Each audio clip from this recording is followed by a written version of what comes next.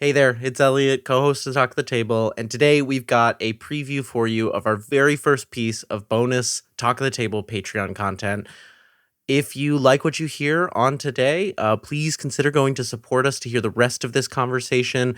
This is a fantastic, fantastic conversation about the state of actual play, and we're really thrilled to be able to be doing more bonus content this year. So again, if you want to support us, head to patreon.com/manysided media and support the show. For now, though, enjoy this preview of our conversation with Emily Friedman and Taylor Moore. Thanks. Hey, Elliot. Hey, Brian. What's the talk of the table?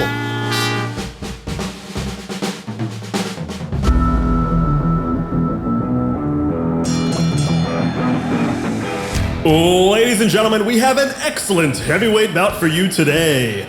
In the blue corner, fighting out of Ridgewood, Queens in New York City, he's the producer of Worlds Beyond Number and the reigning sound design champion of actual play, the Wizard of Waveforms, paragon of post-production, the annihilator of errant utterances, it's Taylor Moore! Fucking Ridgewood? Aren't you in Ridgewood? Aren't you in Ridgewood? I am in Bush, historic Oh, Brian, I Bushwick, steered you Brooklyn. so wrong. I originally typed Brooklyn, and then Elliot Brooklyn, and I lied. was like, Taylor's in Ridgewood. I was like 90% sure you were in Ridgewood. With my attack action, I attacked the announcer. Unarmed. I will follow my sword for that.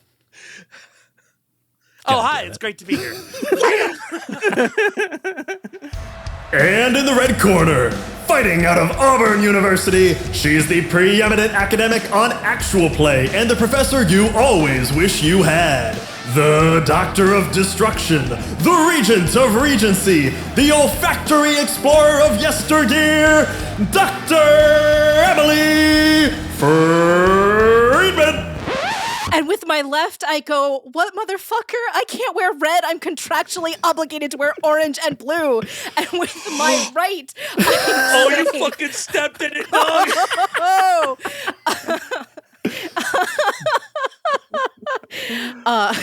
She's gonna lose tenure now. Look what you did. Yeah, this could go poorly for me. Good thing this is bonus content. Damn, we really stepped Well. on both accounts. It's such a well-researched podcast. Well, to the 4 people here on this Riverside call and the millions listening around the world, let's get ready to rumble!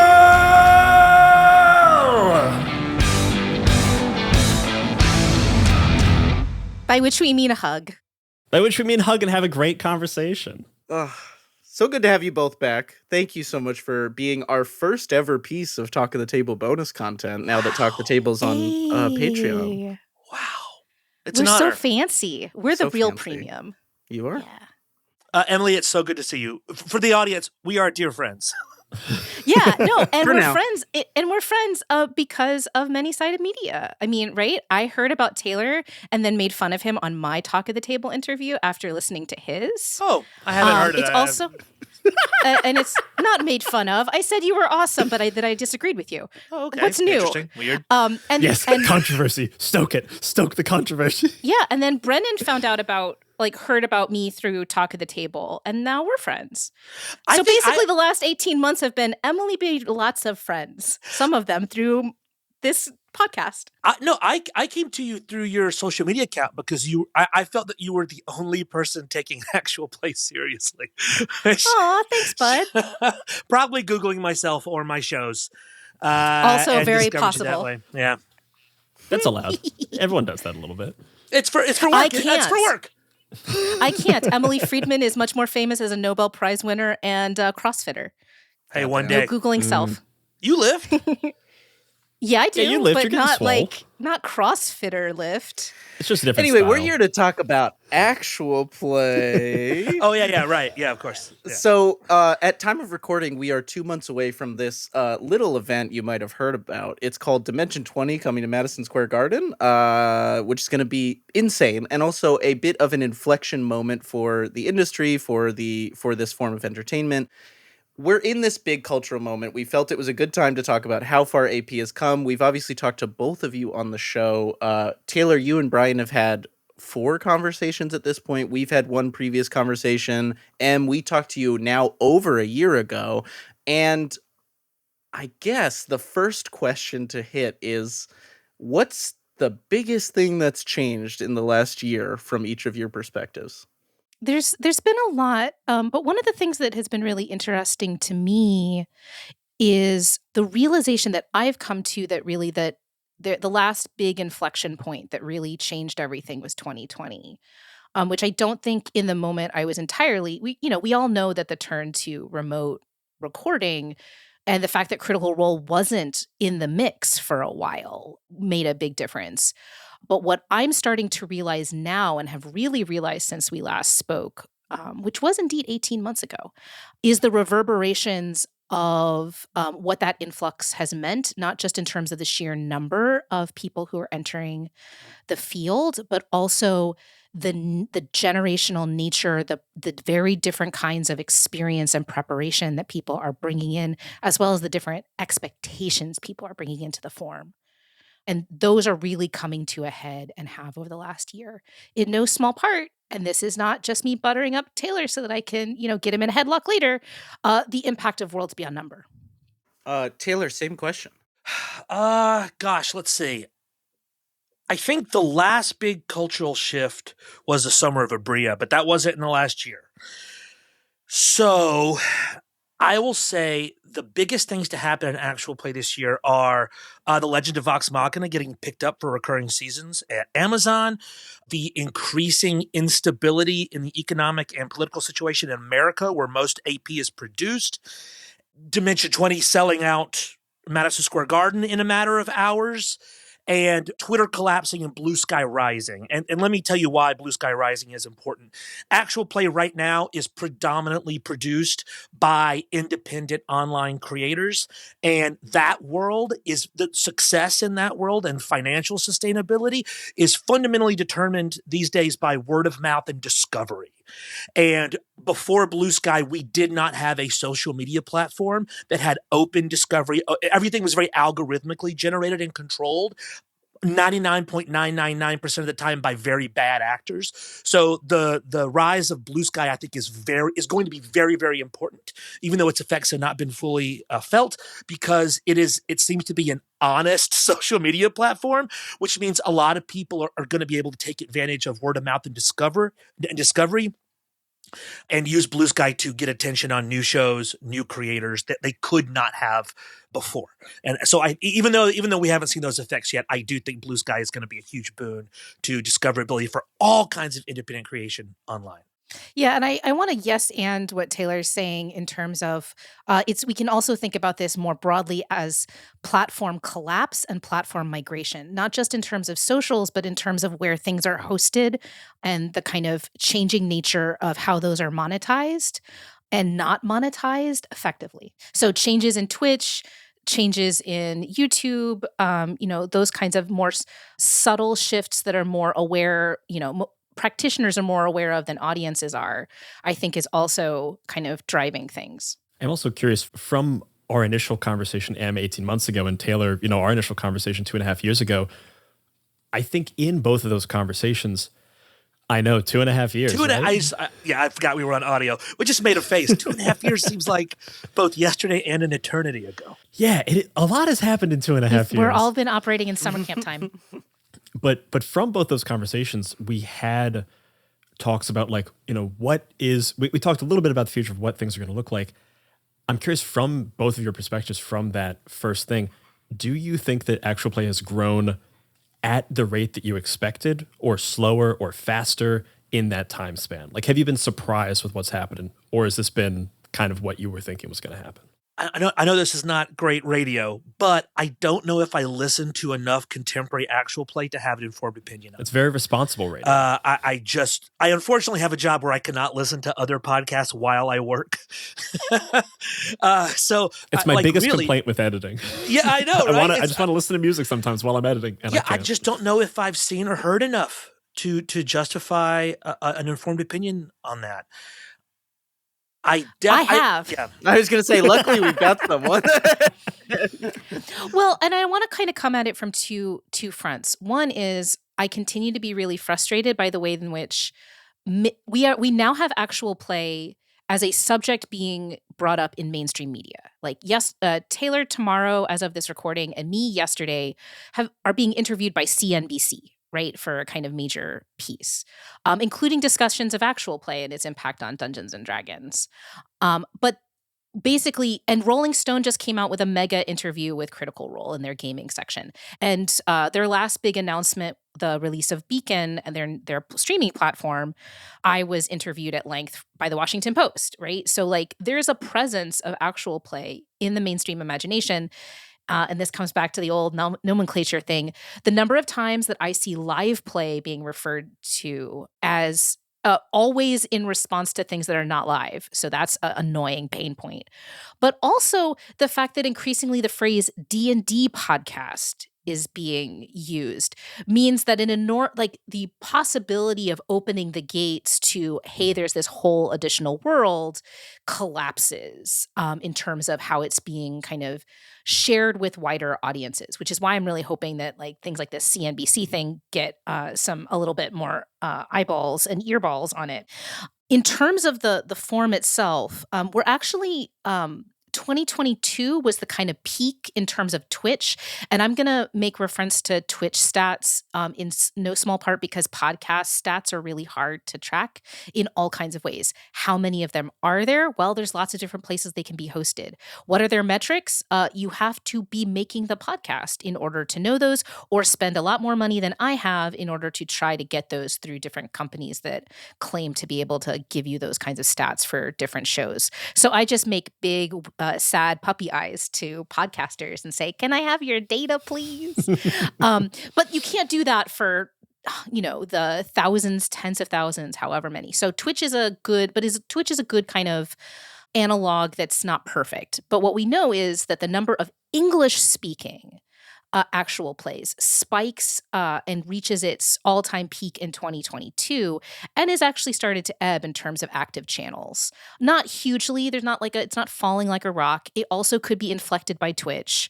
But that is one of the things that I've noticed, and I've also noticed this with other ways that people talk about actual play, which is, there was a huge investment in 2020, 2021, 2022 because of the fact that, we were stuck at home in 2020 and 2021. And then, you had more people, that trend continued for a while. And people had more, there was more of an audience, right? There was more people with leisure who needed that kind of second screen or kind of audio accompaniment. So I think we are seeing more sophisticated productions. The ambitious middle really is ambitious. I've just shaken my camera with my emphatic flailing of my hands. But we are seeing a little bit of contraction in terms of overall production. And when I say slight contraction, I'm talking about at its height, we were talking about tens of thousands of channels. And we're still basically talking about tens of thousands of channels. But the mid 20s goes down to the low 20s in terms of thousands, tens of thousands. Which is fine and normal. Like that. Yeah. That's Right. absolutely That's how podcasts expected go, with a production method that is this accessible, that when people see early big successes, there'll be a rush to try and replicate it. And then naturally people will move on with their lives. Some people will fail and not like it, a million reasons. I think, Emily, you would agree with me that the natural tide moving out is not a death knell for a medium or technique. Oh, not at all. And what's really interesting to me is it's been this year. It's actually been in the last couple of months that I've started people talking about USP. In other words, trying to think about how they're market differentiating. What's USP mean? Oh, I had to look it up too when stupid Quinn's mentioned it. Sorry. No, Quinn's is not stupid. Just make the word stupid smart. extra loud in the edit, please. Oh, for sure. I'll add some don't reverb cut it to out. Yeah. Stupid. It's actually still reverbing right now. It's got a very so long much tail. It's just growing. It's still growing. So, I'm sorry, Emily, no. we can't hear you. It's still saying stupid. I'm Quinn's sorry. It's unique selling proposition. In other words, what Oh. makes your project stand out? Oh, okay. Why should people buy your product? Why should people listen to your podcast? I like that. Yeah. But again, I study this market and no one was using that term, and now I'm seeing it pop up on socials in lots of different kinds of ways. Oh, is it British? Is it new? I've never heard USP, and I feel like been you in hear this value prop in value America. proposition as well. You do That's hear what I hear, value yeah. prop. But as I understand it, is it's in Forbes, right? Like, it's a marketing term. It's not just Quinn's being weird It's and actually British. just Quinn's. Quinn's made it up. Yeah. I'm in so much trouble. It's okay. Thank God this is Patreon bonus content. Yeah. He'll Are never you kidding? hear. I'm going to send this right to Um, Quinn's. Well, so there's something in there about this is a conversation that I've had both with AP folks and game designers about how a lot of independent folks have a lot of trouble of communicating their value proposition and turning their art into a product, and there's like a lot we can say about the expectation that is put on you in that sense. But I think what I want to get to is you're talking about the ambitious middle, and Brian and I were talking in preparation for this conversation, and I feel, and this is totally subjective, that there is a little bit of aversion in this industry / hobby, depending on where you identify yourself relative to those two words. There's a bit of an aversion to ambition. There's a bit of an aversion to wanting to think in things like USP and wanting to think in things like, how can I elevate this to an entertainment product? And I'm curious, how do you both feel about the existence of that idea of an aversion to ambition? Do you think it's an issue? Do you think it's just a fact that is okay? It is an issue. I mean, I've worked with hundreds and hundreds of creators in my career all over the place, across every category. Every category of indie culture, and that is a problem that is persistent among many, many, many people, is the refusal to see themselves as someone who can and maybe should think that way. And I understand it. I understand it both as a way of sublimating the fear we all have of success and commitment, and I also see it as a intentional resistance to the ideology of capitalist realism that everyone I know of conscience tries to avoid. But if you wanna wrestle a pig to the ground, you can't expect to get to not get any mud on your clothes. If you want a project to be financially sustainable, you got to get a little dirty with that shit, or it ain't gonna work. And a lot of the problems I have when I work as a consultant or an advisor or just a friend to people that are trying to be independent creatives is trying to get them beyond that block and to think of themselves as like someone who's got to think about that stuff if they really want it to work. Yeah, it's a weird paradox. And I think Taylor and I have talked about this a lot. I think all of us on the call have talked about this a lot, just not with mics in front of our faces, that I keep coming back to the word sprezzatura, which is the idea, kind of from, this is the notion of you have to work really hard to be effortless, to appear effortless, yes. right? So the goal to be a person with sprezzatura is to have this kind of appearance of effortless grace, right? But you don't actually, you expend an enormous amount of effort behind it's studied carelessness, right? And that's an art form, right? And I think because there's this emphasis on a kind of what we might call naturalism, as if all of this is just the goal is to get as close to raw and real players as possible, and kind of ignoring the fact that different people's raw play is different. And I have said, I know I didn't say it on my last interview, but I've said in other interviews that one of my dreams was to play with people who had played together in actual play circumstances and then see how they play together at home. I haven't gotten that, but as you guys know, I've gotten close, right? And able to observe actual players playing a home game, very intentionally not intended for recording. And indeed, they just be like that. right? Like they actual players are theater kids, right? By and large. Or they're people who are in that kind of spectrum of theater kids style play. Whether they are a trained actor or just think in terms of story beats, whatever training they're bringing in, and this is the chapter of the book that I've been working on a lot lately. So I've been thinking a lot about this. They're bringing in all of these skills that are now second nature, right? And this is what I see as the kind of distinction between the pre-2020 actual play creator base and the creator base that comes after, which is the creative base that comes after looks to the old stuff, sees sprezzatura, but doesn't know it's sprezzatura. What they think is it's either celebrity driven or it's scripted or something along those lines, and but not, oh, this is just Brennan Lee Mulligan. He be like that because he's been like that for half his life, right? Actually more at this point, right? And so I think that's the real trick of it is I think people are willing to talk marketing more than they're willing to talk craft in ways that actually would impact the final product. Yeah, because marketing, you can find marketing language in a YouTube video, whereas craft takes decades of sacrifice.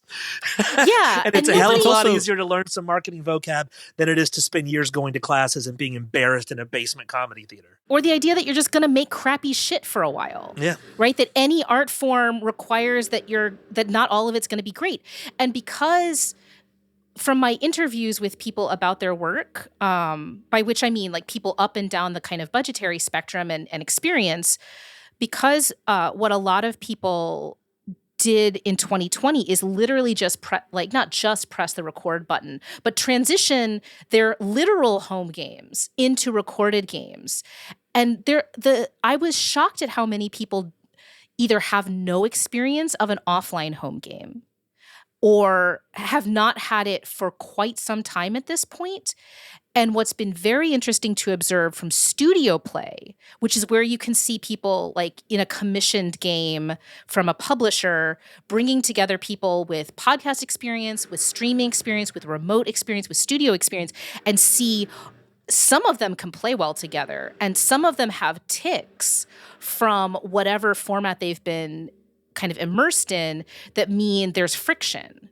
You know, some people are looking at each other and some people have been trained to look at the camera, to give just one example of the ways in which you can have skills that also don't serve the work. There's something about the like creator economy or like the nature of social media, and like maybe this is a thing that like Blue Sky and stuff will help fix, like you were talking about at the top, Taylor, of just like you now often feel like you have to put the best thing possible out rather than just put something out to learn, like while you're creating stuff. I have a friend, Viditya Valetti, who's a really talented game designer, who says make bad games to new game designers. Like that's like his favorite thing to say is make bad games, because the more bad games you make, like the more good games you will make. And like completing something is a feat in and of itself. And I think that, like you said, this impression of sprezzatura is the phrase, is like, can you put a little more like sprezzatura? Yeah, there you go.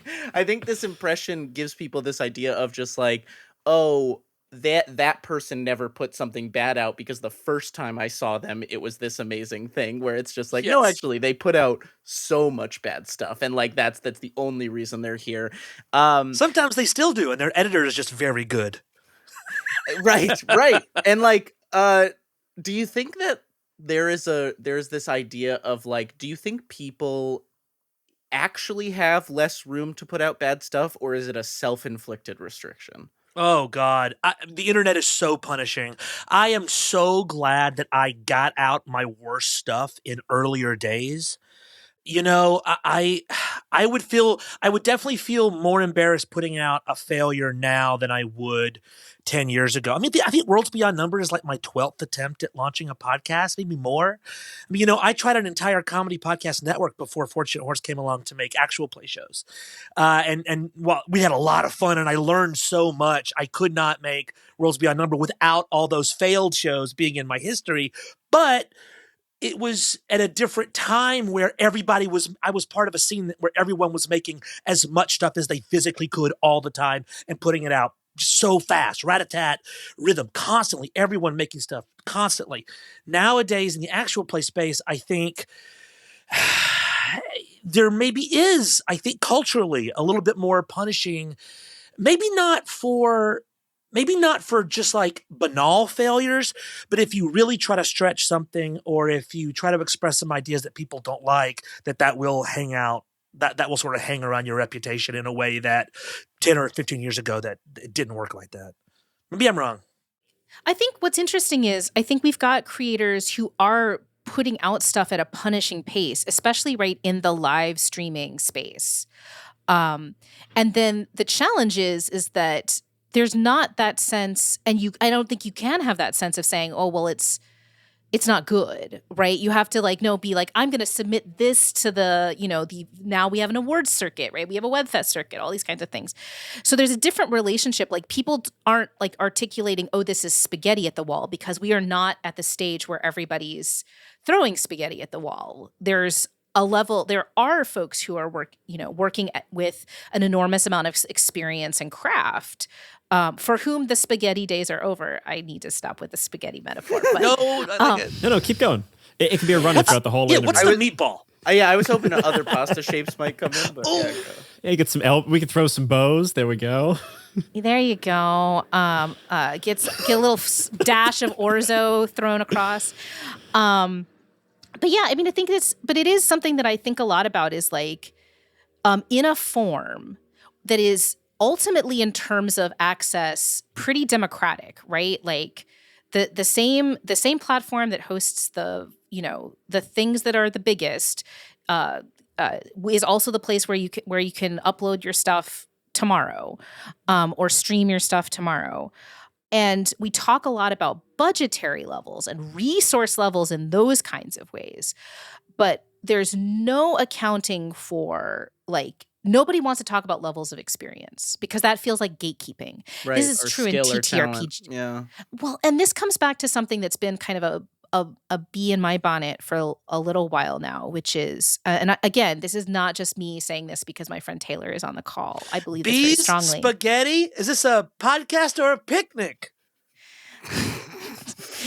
That's Am the I I'm still right? I'm still going to say a nice thing, even though Taylor just stepped all over my statement. Taylor, that one's also going to echo. It's going to echo for the whole interview. You're going to have to listen to it the whole time. I'm beating my head against my mic. But I've been thinking a lot about, a lot of what we talk about in terms of kind of what we assess and what we talk about in terms of value is the raw material, like the concept of the game or the DM and the players in an actual play. And we talk fuck at all about the editing, right? The art design, the layout, as if those are things, because they are more expensive and labor intensive and require you to have more people involved in the process. It's somehow antithetical to authenticity to say your document design matters.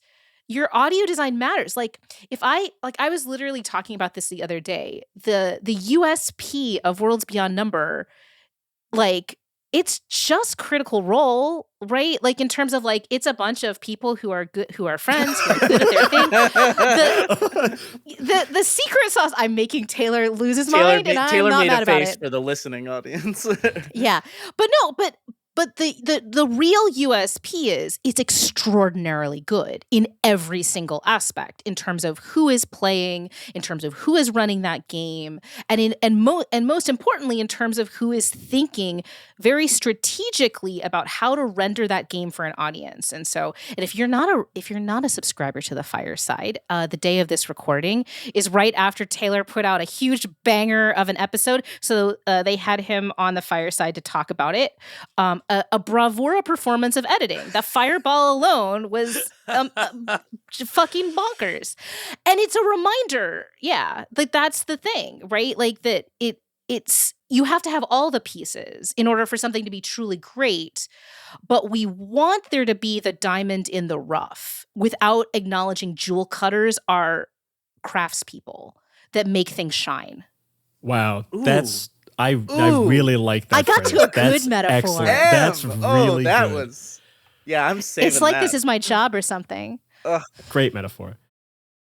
And that is the end of this Patreon preview for our first ever Talk of the Table Roundtable. Thank you so much for tuning in. If you want to hear the remaining just under an hour and a half of this conversation, head to patreon.com/many-sided media. Just $5 to join and get access to this episode. We're hoping to do a lot more cool bonus content for Talk of the Table this year. So if you've been getting something out of this show, we would really appreciate your support. Thanks so much for listening.